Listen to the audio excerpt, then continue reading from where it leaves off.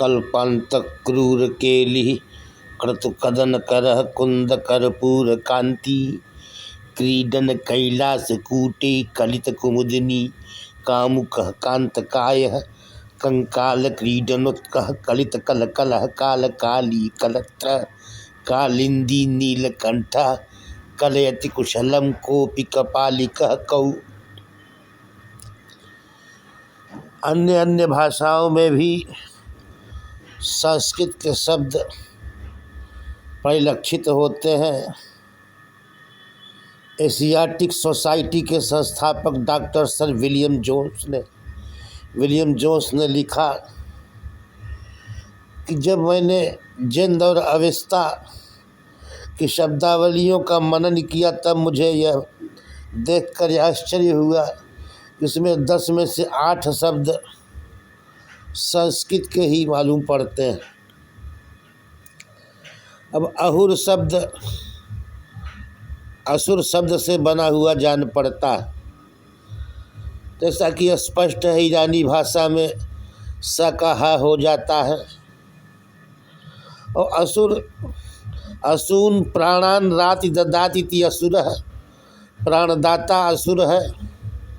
असुर शब्द राक्षस के अलावा कहीं कहीं देवता रूप में भी प्रयुक्त होता है। प्राणदाता को असुर कहते हैं।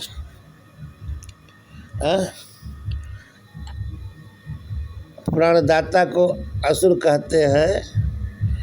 तो असुर शब्द हो गया। इसी तरह से संस्कृत भाषा से ही समस्त भाषाओं की उत्पत्ति दिखाई पड़ती है।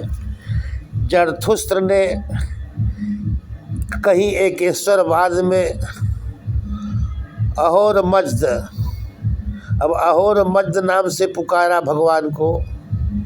अहुर है अर्थात असुर है, अहोर असुर है। अहुर से असुर बन गया, ह की जगह स हो गया। मज्द माने महान, महत। इस प्रकार अहोर मज्द का अर्थ महान असुर।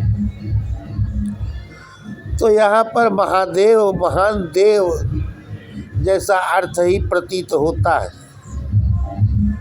ईरानी भाषा में स का ह हो जाता है और वेद में भी कहीं कहीं पर सूर्य के बजाय असुर को भी देवता माना जाता है। अतः ईश्वर अहोर मज्द एक है, अनादि अनंत और पूर्ण है। तो अहोर मज्द भाषा असुरों की बनती है।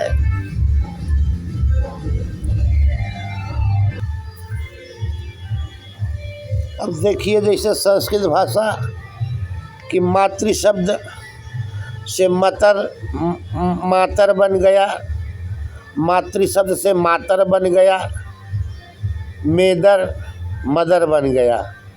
भ्रातृ शब्द से भ्रातर ब्रदर भ्रातर, भ्रातर का भ्रातर और वही ब्रदर बन गया। पितृ शब्द से पिता, फिदर फादर बन गया। दुहित्र शब्द से दुहितर, दुख्तर, दाख्तर और फिर डाटर बन गया। त्रि शब्द से भी थ्री माने 3 और त्रि माने संस्कृत में 3। अष्ट शब्द से एष्ट, 8 बन गया। अष्ट शब्द से एष्ट, 8 बन गया। EIGHT 8 बन गया। मानव शब्द से मैनव से मैन। सर्प शब्द से सरपंत और फिर सरपेंट बन गया। आदि अनेक ऐसे शब्द संस्कृत भाषा में परिलक्षित होते हैं जो लगता है कि संस्कृत भाषा के ही शब्द हैं। इंग्लिश में तो कई शब्द इंग्लैंड, न्यूजीलैंड,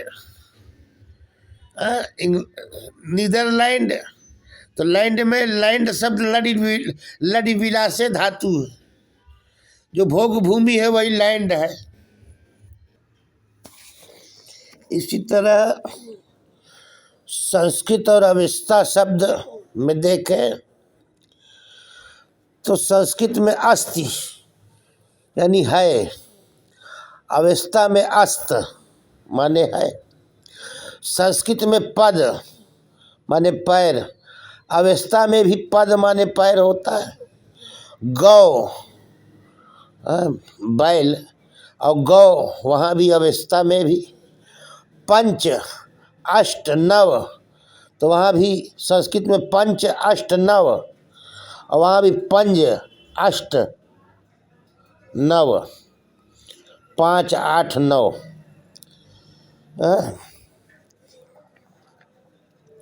संस्कृत में यज्ञ वहाँ भी यस्न, यज्ञ को अवस्था में यस्न। यह मित्र सूर्य को कहते हैं संस्कृत में मित्र, अवस्था में मित्र मित्र। नमः संस्कृत में नमस्कार को कहते हैं, वहाँ नमो बोलते हैं अवस्था में। ऋत माने सत्य संस्कृत में, वहाँ अरत बोलते हैं। होतार जोतार, यहाँ सोम बोलते हैं संस्कृत में, अवस्था में होम बोलते हैं, अवस्था में होम बोलते हैं सोम को। तो इस तरह वस्तुतः संस्कृत भाषा में जो शब्दों की व्युत्पत्ति होती है, जैसे वृक्ष शब्द है वृश्चति, छिनत्ति, निराकरोति, आतपादिकम, सवृक्षा, अर्थात जो आतप यानी गर्मी आदि का छेदन या निराकरण करे वह वृक्ष है। तो संस्कृत अब ट्री शब्द का क्या व्युत्पत्ति करेंगे वो लोग, और संस्कृत भाषा में उच्चारण का बहुत महत्व है।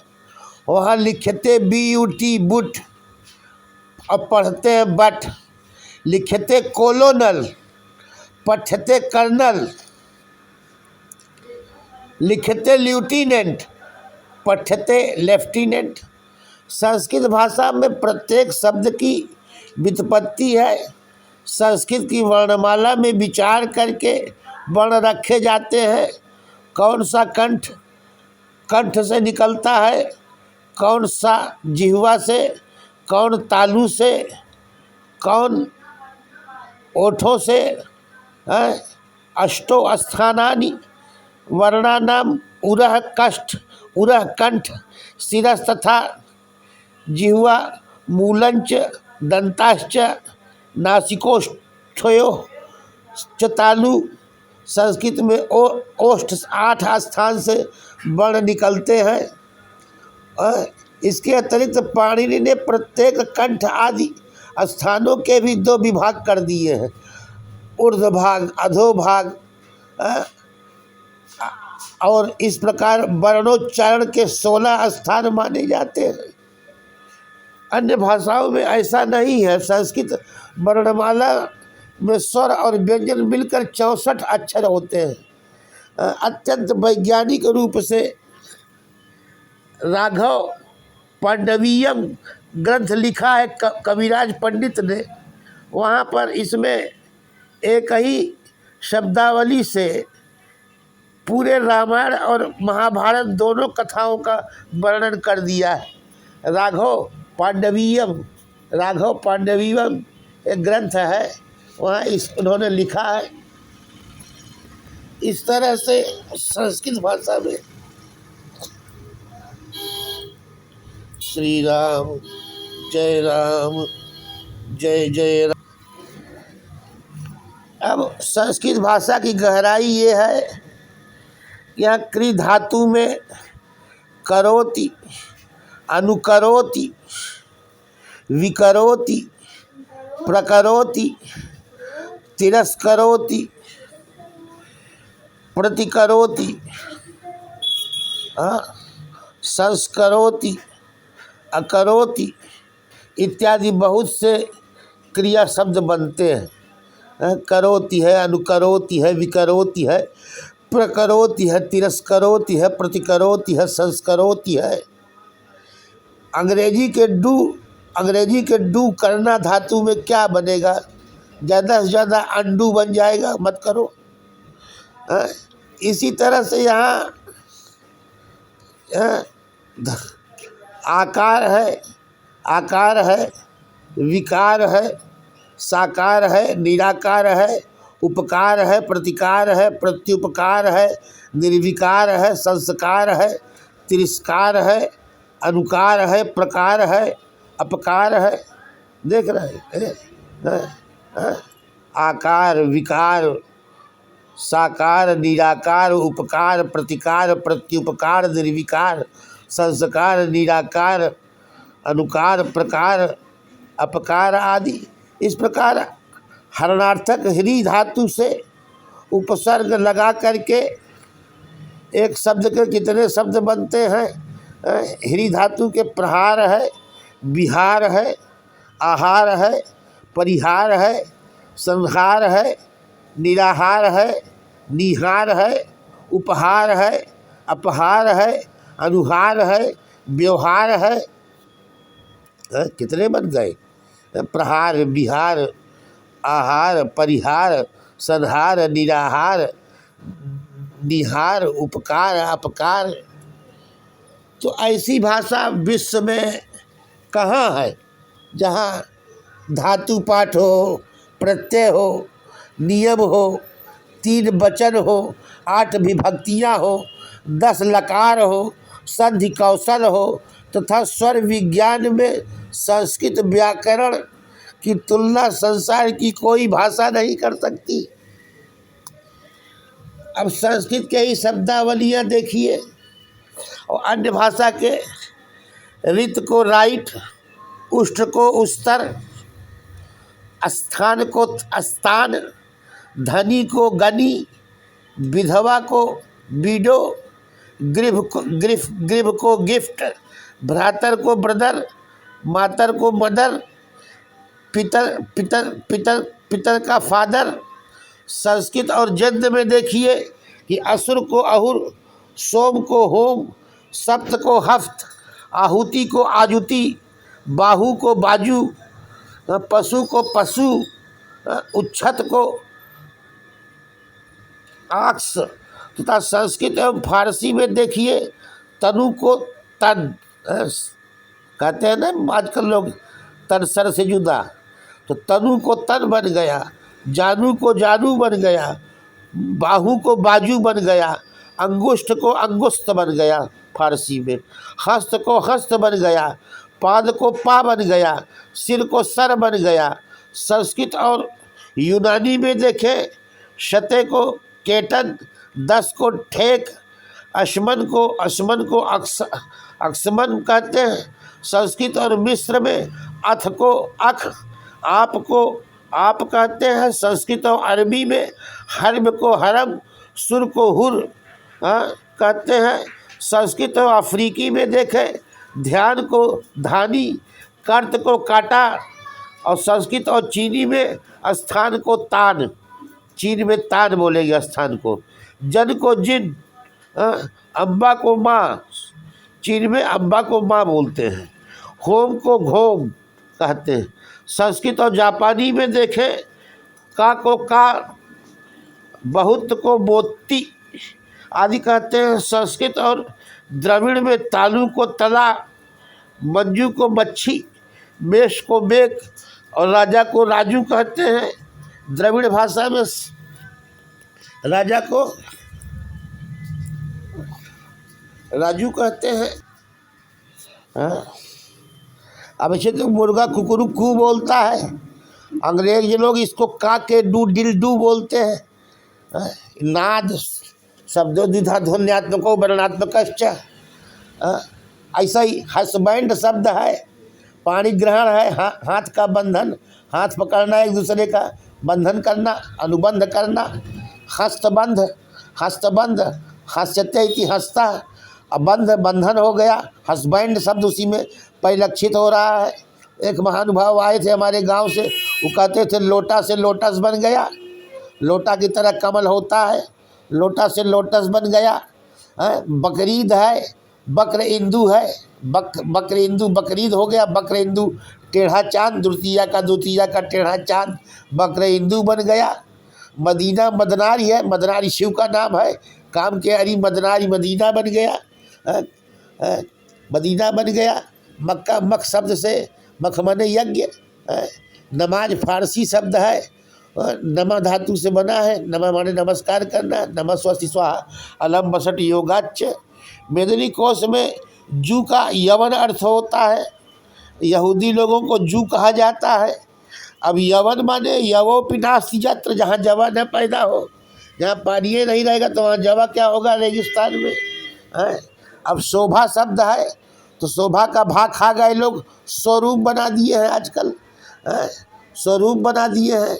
अब क्राइस्ट है, मोहम्मदों में करीम शब्द है। ये हमको तो काली का बीज मत लगता है, क्रीक बीज से निकला है, जैसे क्रीक बीज। अब ऐसे लेटे लेटे सोचते तमाम चीज़ें परिलक्षित होती हैं। अब जैसे अगस्त महीना अगस्त है, अब अगस्त तो इंग्लिश शब्द है, लेकिन अगस्त तो हमारे ऋषि हुए हैं। न गच्छति इति अगः, जो न चले वो अग माने पहाड़, और तब स्यायत दृढ़ी करो तिथि अगस्ता। विंध्याचल को उन्होंने स्थिर कर दिया, मतलब ऐसा ही रहो, नहीं तो विंध्य पर्वत तो सूर्य को ढके जा रहा था, तो अगस्त ऋषि उसके गुरु थे। तो न गच्छति इति अगः तब स्यायत इति अगस्ता। नवंबर, नव माने नया, अंबर माने आकाश या कपड़ा। नवंबर, दिसंबर, दिशाएं, अंबर माने आकाश या कपड़ा, और दिस माने दिशा। सितंबर, सित माने सफेद, अंबर माने आकाश। तो दिसंबर, नवंबर, सितंबर, तो इस तरह से हमारी धातुएं दिखाई पड़ती हैं। ऐसा चिंतन में आता है। अब पढ़ रहे थे किसी धर्म में प्रमोथोसियस कहते हैं अग्नि के देवता को, ये भूल गए किस धर्म में था। प्रमोथोसियस माने अग्नि का देवता।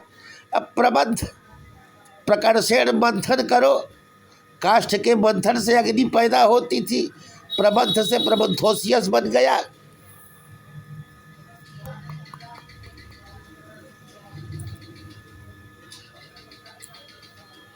प्रबंध से प्रमोथोसियस बन गया। हमारे यहाँ एक ही श्लोक के बहुत श्लेषात्मक अर्थ होते हैं। खचरा से सुता खचरा, जननी खचरी न पिता खचरा, खचरा से सुते न हता खचरा, रुदती खचरी को गता खचरा। अब खचर माने खे आकाशे चरत इति खचरा। अब खचर माने तो बहुत चीज़ होता है। खचर सूर्य भी है, आकाश में चरता है, और वायु भी खचर है, तमाम पक्षी उड़ते रहते हैं, सब खचर है। तो यहाँ पर खचर माने वायु, वायु के पुत्र भीम, भीम के पुत्र हिडम्बा की घटोत्कच हिडिम्बा। खचरा से सुता खचरा, रुदती खचरी। हिडिम्बा जो है रो रही है, घटोत्कच की माँ है। रुदती खचरी को गता खचरा, खचरा कहाँ चला गया। खचरा से सुते न हता खचरा, घटोत्कच मारा गया सूर्य के द्वारा। सूर्य भी खचर है। खचरा से सुते न हता खचरा, खचर के सुत माने कर्ण के द्वारा मारा गया। तो खचरा से सुते न हता खचरा, रुदती खचरी को गता खचरा। रो रही है वो रो रही है कि मेरा पुत्र कहाँ गया, वो जो था।